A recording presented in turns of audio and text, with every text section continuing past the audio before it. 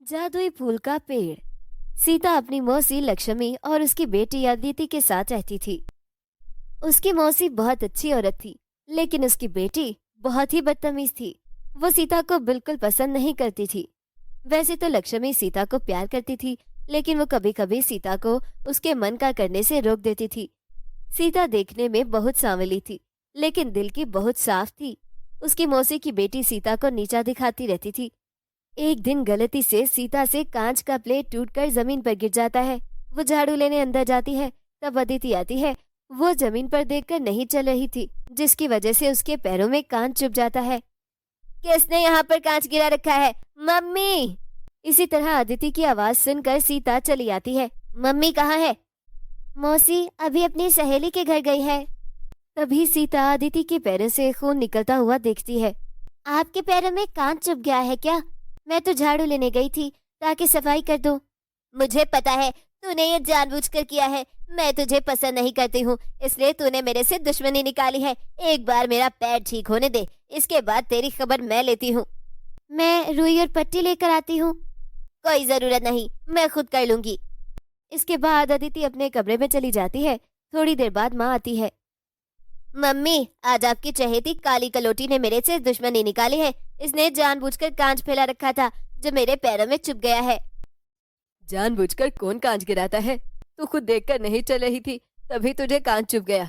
अगर तुम नीचे देखकर चल रही होती तो ये कभी नहीं होता। इसलिए कभी खुद की गलती भी मान लिया करो। और आप कभी इसके सामने मान लिया करो कि मैं आपकी सगी बेटी हूँ। लेकिन मानना क्या, मैं तो सच में आपकी सगी बेटी हूँ, लेकिन आप मानो तब ना। ये क्या नादानों वाली बातें कर रही हो? हाँ, हूँ मैं नादान। एक वही काली कलोटी इस घर में समझदार है। इसके बाद अदिति निराश होकर अपने कमरे में चली जाती है। ये लड़की तो किसी की नहीं सुनती, पता नहीं कब इसमें अकल आएगी। वो अदिति को बहुत समझाती रहती थी कि वो सीता को अपनी बहन माने, लेकिन वो घमंड में रहती थी। ऐसे ही दिन बीत रहे थे। कुछ समय बाद माला को अपनी नंद के बेटे की शादी में गांव जाना था। शादी में जाने के लिए सीता भी तैयार होकर आ जाती है। अदिति अपने कमरे में तैयार होकर आती है तो वो सीता को तैयार देखकर गुस्से में आ जाती है। मम्मी, ये इतना तैयार होकर कहाँ जा रही है? अदिति, मैं भी शादी में जा रही हूँ। मम्मी, अगर ये शादी में जा रही है तो मैं शादी में नहीं जाऊंगी। अगर सबको पता चल गया कि ये काली कलोटी मेरी बहन है तो मैं किसी को मुंह दिखाने लायक नहीं रहूंगी। अदिति, ऐसा नहीं कहते। ये भी मेरी बेटी जैसी है। सांवला होना कोई बुरा नहीं है। तुम्हारे पापा भी तो सांवले हैं। पापा की बात अलग है। अदिति, जिद ना करो, जाने दो इसे भी। ठीक है, ले जाओ, मैं ही नहीं जा रही हूँ। देख ले, अगर तू नहीं गई तो तेरी बुआ को बहुत बुरा लगेगा। अपनी बुआ के बारे में सोचकर वो शादी में चली जाती है। उसके दोस्त उसे सीता के बारे में पूछते हैं। अदिति, ये लड़की कौन है? ये सीता है, हमारे घर की नौकरानी। मम्मी इस पर तरस खाकर इसे पार्टी में ले आई, मेरी महंगी वाली ड्रेस पहनाकर। तुम तो जानती हो ना कि ये गरीब लोग इतना अच्छा ना खा सकते हैं और ना ही पहन सकते हैं। अदिति अपने दोस्तों के साथ मिलकर सीता का मजाक उड़ाती है। सीता सब सुनकर बहुत उदास हो जाती है। इसी तरह से दिन बीत रहे थे। अदिति अपनी स्कूटी पर बैठकर अपने दोस्त के घर जा रही होती है। तभी रास्ते में एक गरीब लड़का उसकी स्कूटी से टकराकर गिर जाता है। उस गरीब लड़के को चोट लग जाती है। ए पागल लड़के, तेरी हिम्मत कैसे हुई मेरी स्कूटी से टकराने की? तुझे दिखाई नहीं देता मेरी स्कूटी को खराब कर दिया? ऊपर से मेरी स्कूटी पर तेरे गंदे कपड़ों का मैल भी लग गया। लेकिन मैं तो यहाँ कब से खड़ा हूँ। तुम्हें तो स्कूटी चलानी नहीं आती, इसलिए तुम मेरे से टकराई हो। तुम साइड से भी तो जा सकती थी। ज्यादा जुबान मत चला, मेरा दोस्त एक गुंडा है, उसे कहकर तेरी टांगे तुड़वा दूंगी। इसके बाद वो गरीब लड़का घबरा जाता है और इसी तरह से माफी मांगने लगता है। तभी वहां से सीता गुजर रही होती है।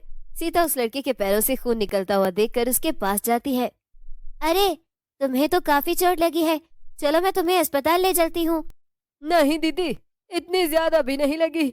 ऐसी चोट की तो हमें आदत है। आए दिन अमीर लोग ऐसे ही धक्का देकर जाते हैं। यहीं पास में मेरी कुटिया है, बस वहीं छोड़ दो।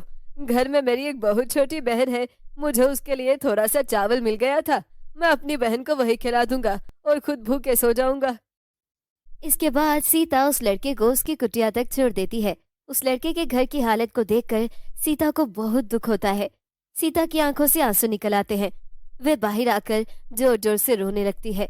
वहीं एक पेड़ के पीछे से लैला परी ये सब देख रही होती है। सीता को रोता देख परी वहां प्रकट होती है और सीता से कहती है, लोगों को अच्छा रास्ता दिखाने वाली। तुम एक बहुत अच्छी लड़की हो, इसलिए मैं तुम्हारी कोई एक इच्छा पूरी करना चाहती हूँ। बताओ, मैं तुम्हारी कौन सी इच्छा पूरी करूँ? परी, मेरी इच्छा ये है कि इस गरीब लड़के की हालत को ठीक कर दो। वो अभी खुद बच्चा है, लेकिन उससे छोटी उसकी एक बहन भी है। बेचारा इतनी कम उम्र में भीख मांग कर लाता है और दोनों बहन भाई खाना खाते हैं और कभी कभी तो नहीं भी खा पाते हैं। इसके बाद लैला परी सीता को एक पौधा देती है। तुम ये पौधा उस गरीब लड़के के घर के अंदर जाकर रख दो, इसके बाद चुटकी में सब कुछ ठीक हो जाएगा। सीता पौधा लेकर उस लड़के के घर में रख देती है। जैसे ही पौधा उसके घर के अंदर जाता है, उसका घर एक पक्के मकान में बदल जाता है और घर के अंदर ढेर सारा अनाज आ जाता है। यही देखकर सीता बहुत खुश होती है। आपने मेरे कहने पर इस लड़के की मदद की, आपका बहुत शुक्रिया। अब जब तक ये पौधा इस घर में रहेगा, तब तक इस लड़के को कमी नहीं होगी। मैं तुमसे बहुत खुश हूँ सीता। अगर तुम चाहती तो तुम अपने लिए और अपने सांवले रंग के लिए कुछ मांग सकती थी, लेकिन तुमने दूसरों का भला चाहा। मैं तुम्हें भी एक जादुई पौधा देती हूँ। उसकी पत्तियों को पीसकर तुम अपने चेहरे पर लगाओगी तो तुम भी खूबसूरत हो जाओगी। सीता परी से वो पौधा लेकर वहां से चली जाती है। घर आकर सीता अपने चेहरे पर पौधे की पत्ती पीस कर लगाती है। वो बहुत खूबसूरत हो जाती है। अदिति और उसकी मौसी सीता की खूबसूरती देखकर हैरान रह जाती हैं। सीता अपनी मौसी को जादुई परी के बारे में बताती है। ये सब सुनकर अदिति के मन में लालच आ जाता है। अदिति इस गरीब लड़के के घर का पता पूछती है और अगले दिन वहां चली जाती है और वहां जाकर रोना शुरू कर देती है। लैला परी इसी तरह उसके पास आती है और सीता के अनुसार उसे एक पौधा दे देती है। अदिति घर जाते ही पौधे की पत्ती अपने चेहरे पर लगाने लगती है।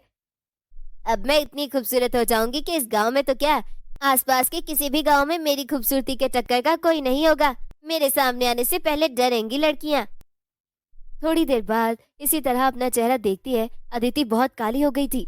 ये देखकर वो रोना शुरू हो जाती है। उसकी आवाज सुनकर उसकी माँ और सीता उसके कमरे में आती है। देखो मम्मी, मैं कितनी काली हो गई हूँ। अब मैं क्या करूँगी? लोग तो मेरा मजाक उड़ाएंगे। ये सब तुम्हारे कर्मों की सजा है। अब तुम्हें ही भुगतना होगा। इसमें हम कुछ नहीं कर सकते।